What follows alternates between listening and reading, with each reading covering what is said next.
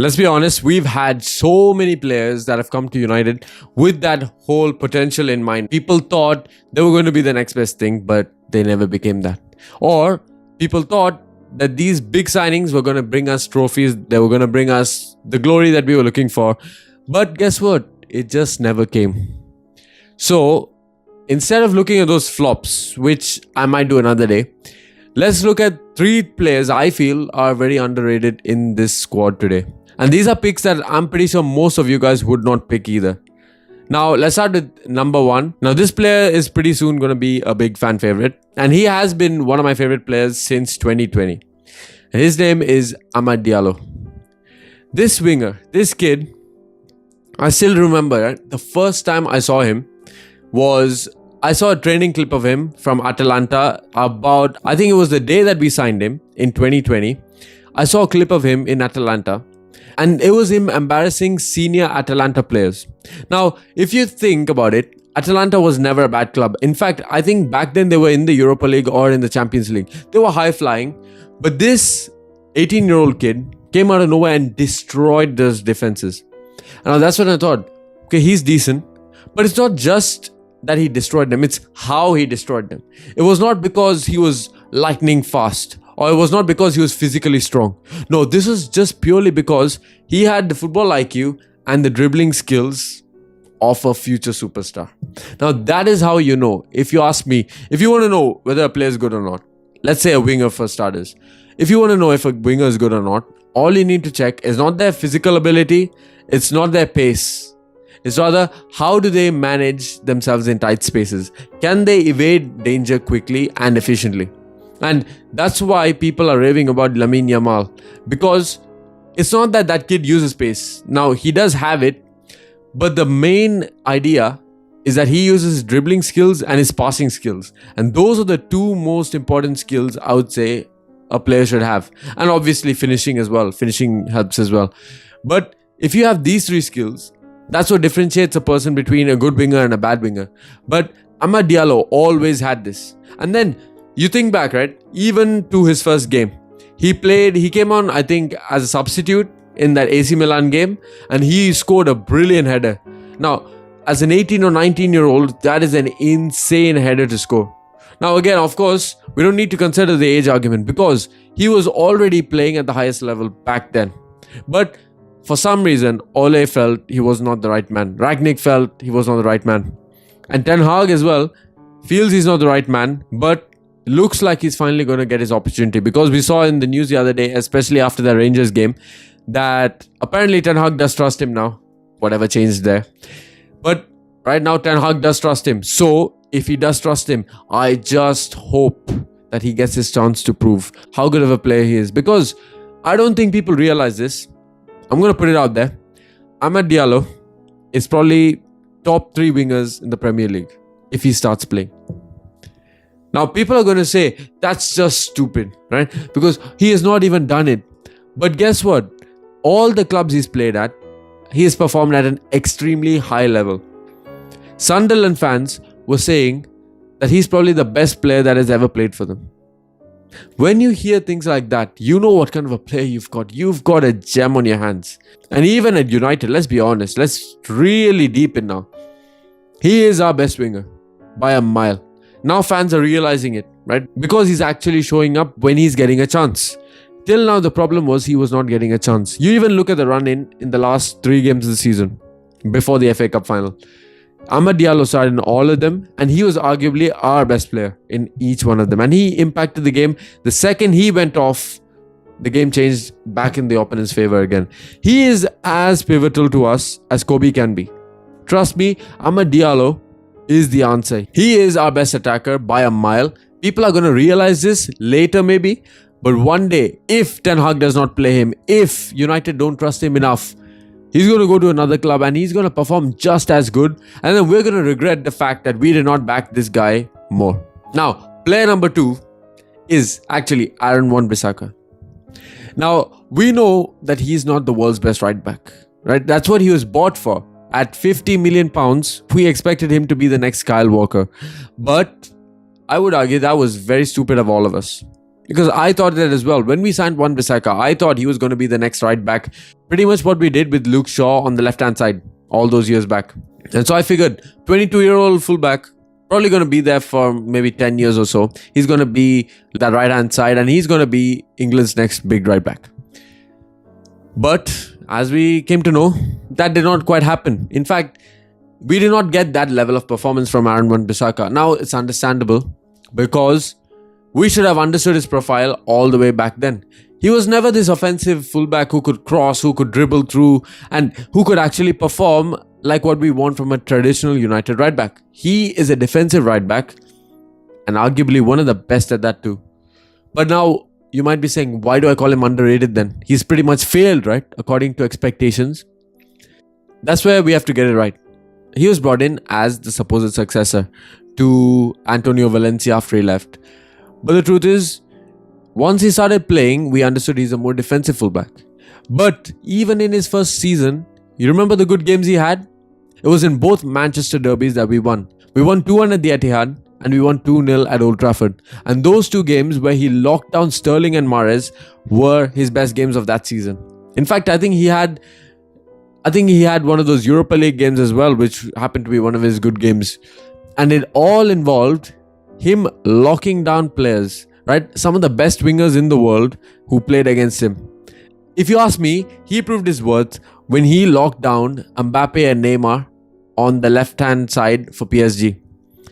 Because no matter what threat came down that right-hand side for Wan-Bissaka, he mopped up and he made sure that they were pretty much null that day. And when we won at the Parc des Princes, that's when I thought, okay, Wan-Bissaka actually has value. Now, by then, fans had already started writing him off because people were like, he's not the guy. We thought he was more offensive, but he's not. So maybe he's not that good of a player. But you even think back to 2 seasons ago, right? Every time we needed a clutch performance at the back, Wan-Bissaka was always there. Now, people will always say, Dalot's a good right back. He's amazing. He knows how to cross.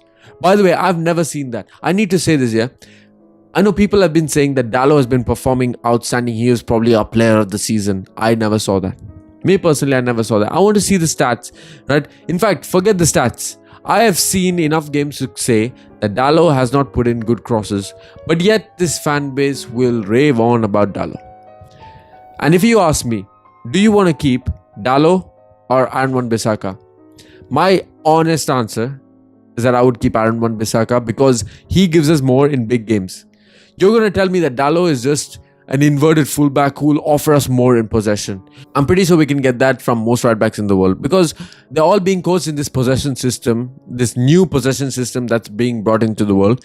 So you can get a replacement very easily, but you don't get a replacement for Aaron Wan-Bissaka just like that.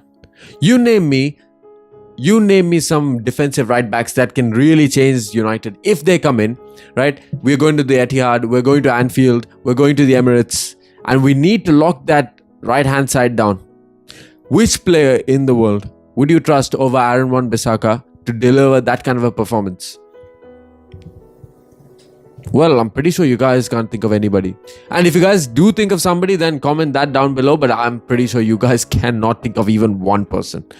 But the fact that we're probably going to sell him for £15 million for a player of this magnitude, of a player that we cannot replace, is just beyond me, honestly.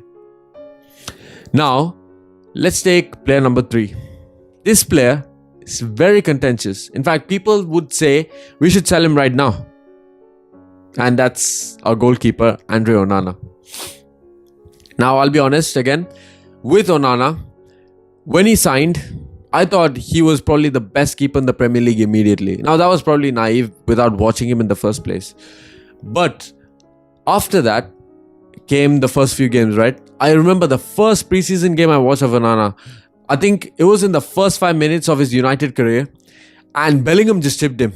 And it was stupid because I was like, Onana should be getting that.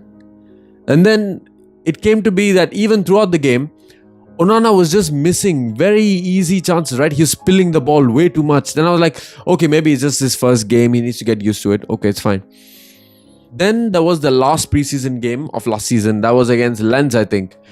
And we considered a halfway line goal in that game. So I was thinking, how can you get chipped all the way from the halfway line? That's a bit too much. So you got chipped by Bellingham. Now you got chipped from the halfway line. That is way too much. Now you come to the first game. In the first game of the season against Wolves, I don't know if you guys forgot or not, but in the last second of the game, Onana punched the Wolves player, right? Trying to clear the ball from a corner. And that should have 100% been a penalty. But it wasn't given. To our fortune, it wasn't given, and the game ended 1-0 in our favor. But that's when I started giving him the side eye. And even ever since then, there was those games, I think it was Copenhagen, Bayern Munich, where there were very easy opportunities for him to catch the ball. He spilled the ball into our own net. And I even forget, there were some Premier League games as well. He did the same thing. And that's when I thought Onana was probably the biggest flop in United's history. Then I thought, okay, maybe we should just sell him. If we get 5 million for him, I don't care. Sell him off right now. Because that's how bad he was, by the way. Onana was not the guy at that moment. And then by December, I was thinking, Bayender, who we had signed newly, we should get him into the team no matter what. I don't care. We should not give Onana any more chances. He is done. And in fact, I was thinking, well, the Glazers aren't efficient enough, but we should actually be trying to sell him in the January transfer window. But then, the second half of the season, his performances were probably as good as they were bad in the first half. Because he actually saved us in so many big games. The main game I'd like to point out is the FA Cup final. I know he let in that Doku goal, right? Which he probably should have saved. But the number of shots and the number of chances he saved was so immense that I would even argue that if Onana wasn't there, if it was some other keeper, we probably wouldn't have even won the game. That's how good I feel Onana was at the end of the season. And there were many other Premier League games where he really showed that he was the man. Eventually, he did start showing that he was a man. When we started to play something similar to the kind of football that he was used to, we saw that, okay, this Onana I can start getting used to, right? Playing with his feet and all that. But the main problem I had was that we were never playing to his strengths. We were always playing according to Ten Hag's counter-attacking football. But guess what? Onana was not brought in for the counter-attacking football. He was brought in for that possession-style football where he essentially acts as a third centre-back. But if you have such a keeper and you play such a low block, what is he supposed to do except spam balls all the way to the wingers? And that's what we ended up doing. But guess what? It doesn't work. And Ten Hag realized that. Or maybe he didn't, who knows. But essentially, we have stopped with that now. But with this new system, with Lenny Euro recruited as well, we're probably going to push the line higher. So now you're going to see Onana slotting in as a third centre-back. Now you can see that we are going to progress as a team. Now Onana will start playing as a real player. And I feel that we cannot really judge him based on what has happened already. Because, okay, sure, we can always say shot stopping is a problem, and I agree. He's not the best shot stopper in the world. But even the biggest Onana hater has to say that he has gotten better with his shot stopping since he's come here. Right? Since the first Onana we saw back in pre-season of last year and the Onana we see now, there's a big difference in shot stopping already. Now, you factor into that a better defense because he was pretty much playing with Evans and Maguire as a centre-back for a large majority of the season. So you can't exactly expect him to have the best of performances. While we can say, okay, spillages shouldn't happen, still, you can't expect world-class performances because you don't have the perfect defense. So once you get that perfect defense, you're going to see a new Onana, the Onana that we initially signed. Now, if you guys have any other thoughts on any other players that I've missed out on, or if you totally disagree with me on every single player, then comment that down below and tell me who your most underrated player is. And also don't forget to smash subscribe, slap a like on, and see you all in the next one.